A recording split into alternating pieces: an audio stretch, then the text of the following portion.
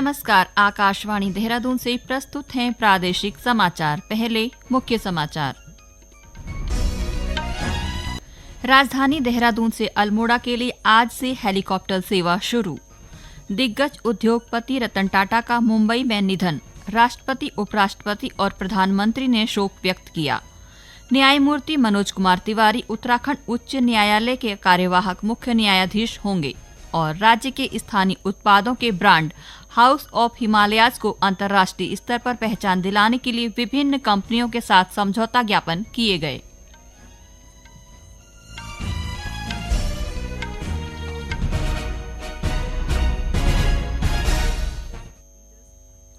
दोपहर समाचारों के साथ मैं नीता कांडपाल और अब समाचार विस्तार से। राजधानी देहरादून से अल्मोड़ा के लिए आज से हेलीकॉप्टर सेवा शुरू हो गई है। उड़ान योजना के अंतर्गत देहरादून अल्मोड़ा हेलीकॉप्टर सेवा शुरू की गई है। मुख्यमंत्री पुष्कर सिंह धामी ने आज देहरादून के सहस्त्रधारा हेलीपोर्ट पर बने पैसेंजर्स टर्मिनल भवन का लोकार्पण और देहरादून अल्मोड़ा हेलीकॉप्टर सेवा का शुभारंभ किया। इस अवसर पर मुख्यमंत्री ने कहा कि हेली सेवाओं का विस्तार विकसित उत्तराखंड के निर्माण में महत्वपूर्ण भूमिका निभाएगा। उन्होंने कहा कि इस हेलीकॉप्टर सेवा की शुरुआत से पर्यटक आसानी से अल्मोड़ा पहुंच सकेंगे। श्री धामी ने बताया कि दिल्ली पिथौरागढ़ के लिए हवाई लैंडिंग का ट्रायल सफल रहा है। जल्द ही इस सेवा को भी शुरू किया जाएगा। उन्होंने कहा कि राज्य में 18 हेलीपोर्ट से हवाई सेवाओं के संचालन का प्रयास किया जा रहा है, जिसमें से 10 हेलीपोर्ट से हवाई सेवा शुरू हो गई है। हेली सेवाएं राज्य में आवागमन को सुगम बनाने के साथ ही स्वास्थ्य की दृष्टि से भी लाइफलाइन का काम करेंगी। प्रसिद्ध उद्योगपति और परोपकारी रतन टाटा का कल रात मुंबई में निधन हो गया। 86 वर्षीय श्री टाटा का एक निजी अस्पताल में इलाज चल रहा था। राष्ट्रपति द्रौपदी मुर्मू, उपराष्ट्रपति जगदीप धनखड़ और प्रधानमंत्री नरेंद्र मोदी सहित समाज के विभिन्न प्रमुख व्यक्तियों ने रतन टाटा की मृत्यु पर शोक व्यक्त किया है। राष्ट्रपति द्रौपदी मुर्मू ने दिग्गज उद्योगपति रतन टाटा के निधन पर अपने शोक संदेश में कहा कि उनके जाने से भारत में कॉरपोरेट विकास को, राष्ट्र निर्माण और उत्कृष्टता को नैतिकता के साथ जोड़ने वाली एक महान हस्ती को खो दिया है। प्रधानमंत्री नरेंद्र मोदी ने रतन टाटा के साथ अपनी बातचीत का स्मरण करते हुए कहा कि उनका दृष्टिकोण बहुत व्यापक था। प्रधानमंत्री ने कहा कि टाटा ने शिक्षा, स्वास्थ्य देखभाल, स्वच्छता और मवेशी कल्याण जैसे प्रमुख क्षेत्रों में अग्रणी भूमिका निभाई। भारत के सबसे सम्मानित व्यापारिक दिग्गजों में से एक श्री रतन टाटा ने 2 दशकों से अधिक समय तक टाटा सन्स के अध्यक्ष के रूप में काम किया। महाराष्ट्र सरकार ने घोषणा की है कि उनका अंतिम संस्कार पूरे राजकीय सम्मान के साथ किया जाएगा। न्यायमूर्ति मनोज कुमार तिवारी उत्तराखंड उच्च न्यायालय के कार्यवाहक मुख्य न्यायाधीश होंगे। उनका कार्यकाल कल से प्रभावी होगा। उच्च न्यायालय की मुख्य न्यायाधीश रितु बाहरी आज सेवानिवृत्त हो रही हैं। न्यायमूर्ति मनोज कुमार तिवारी पूर्व में भी उच्च न्यायालय के कार्यवाहक मुख्य न्यायाधीश रह चुके हैं। उत्तराखंड में प्रधानमंत्री फसल बीमा योजना के तहत दिसंबर-जनवरी 2023-24 में सेब की फसल के निरस्त हुए बीमा को दोबारा शुरू कराकर किसानों को जल्द ही लाभान्वित किया जाएगा। कृषि मंत्री गणेश जोशी ने एसबीआई एग्रीकल्चर जनरल इंश्योरेंस के पदाधिकारियों ने भेंट के दौरान यह बात कही। श्री जोशी ने बीमा कंपनी के अधिकारियों को किसान हित को ध्यान में रखकर कार्य करने के निर्देश देते हुए कहा कि दस्तावेजों में तकनीकी त्रुटि की वजह से जो किसान लाभान्वित नहीं हो पाए हैं, उनको शीघ्र ही योजना के तहत लाभान्वित किया जाएगा। देहरादून में समग्र शिक्षा और SCERT उत्तराखंड की ओर से उल्लास नवभारत साक्षरता कार्यक्रम के तहत राज्य स्तरीय उल्लास मेले का आयोजन किया गया। कार्यक्रम को वर्चुअली संबोधित करते हुए विद्यालयी शिक्षा मंत्री डॉक्टर धन सिंह रावत ने राज्य को 100% साक्षर बनाने का आह्वान किया। इस अवसर पर राज्य परियोजना निदेशक झरना कमठान ने महिलाओं को स्वयं सहायता समूह के माध्यम से अधिक संख्या में साक्षर करने के लिए जिला स्तर पर प्रचार प्रसार करने पर बल दिया। उन्होंने कहा कि बाल चौपाल लगाकर कठपुतली और नुक्कड़ नाटक के माध्यम से साक्षरता को बढ़ाने के प्रयास किए जाएं। कार्यक्रम में सभी नवसाक्षर और स्वयंसेवियों को प्रतिभागिता प्रमाण पत्र तथा स्मृति चिन्ह प्रदान किए गए। प्रधानमंत्री कृषि सिंचाई योजना के तहत चमोली के 102 काश्तकारों को प्रशिक्षण दिया गया है।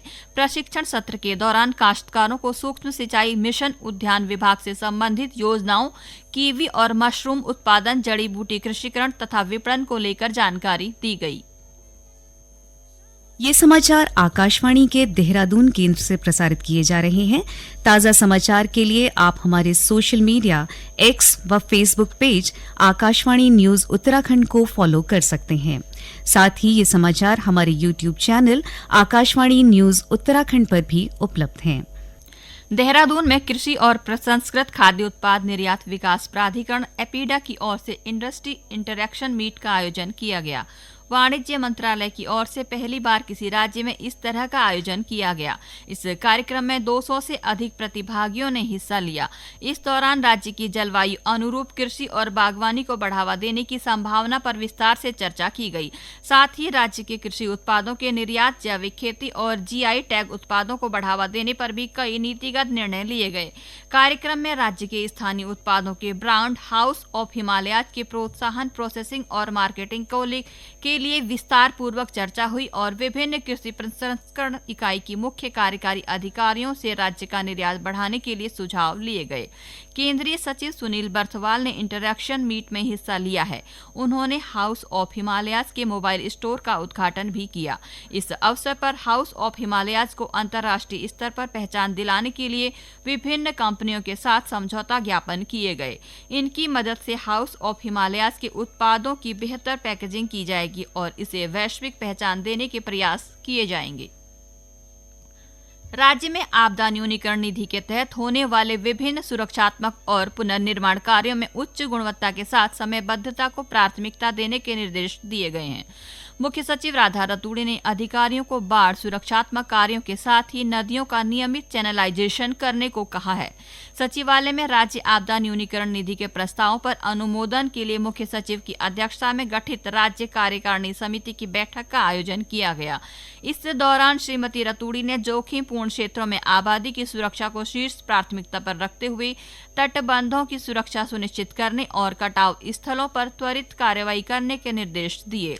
बैठक के दौरान मुख्य सचिव ने राज्य आपदा न्यूनीकरण निधि के तहत केदारनाथ पैदल यात्रा मार्ग पर सुरक्षात्मक कार्यों और रुद्रप्रयाग जिले में संवेदनशील क्षेत्रों में भूधसाव और भूस्खलन की रोकथाम तथा नदियों के किनारे बाढ़ सुरक्षात्मक कार्यों का अनुमोदन किया।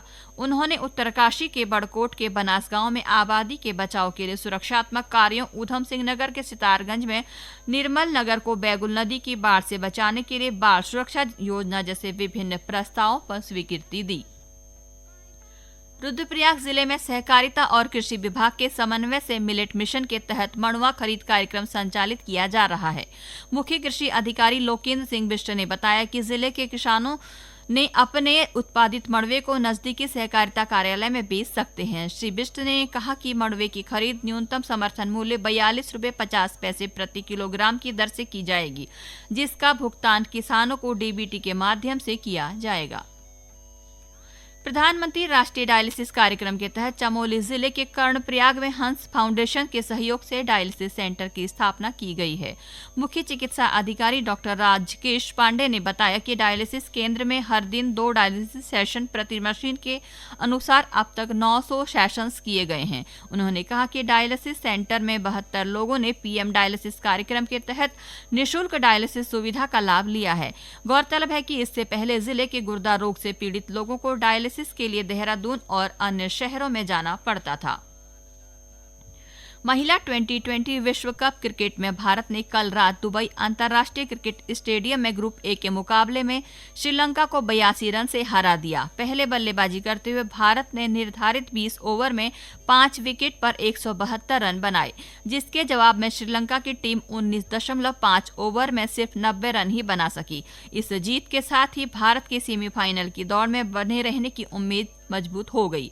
वहीं दूसरी ओर भारतीय पुरुष क्रिकेट टीम ने कल शाम नई दिल्ली में दूसरे 2020 अंतर्राष्ट्रीय मैच में बांग्लादेश को 86 रन से हराया। भारत ने 9 विकेट के नुकसान पर 221 रन का विशाल स्कोर बनाया, जिसके जवाब में श्रीलंका की टीम 9 विकेट पर 135 रन ही बना सकी। इस जीत के साथ ही भारत ने श्रृंखला 2-0 से अपने नाम कर ली है। अंत में मुख्य समाचार एक बार फिर।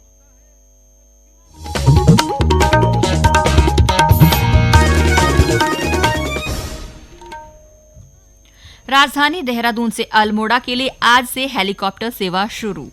दिग्गज उद्योगपति रतन टाटा का मुंबई में निधन, राष्ट्रपति, उपराष्ट्रपति और प्रधानमंत्री ने शोक व्यक्त किया।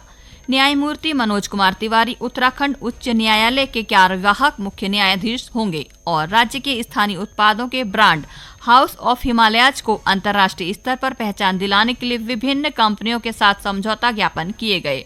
इसके साथ ही प्रादेशिक समाचारों का ये बुलेटिन समाप्त हुआ। नमस्कार।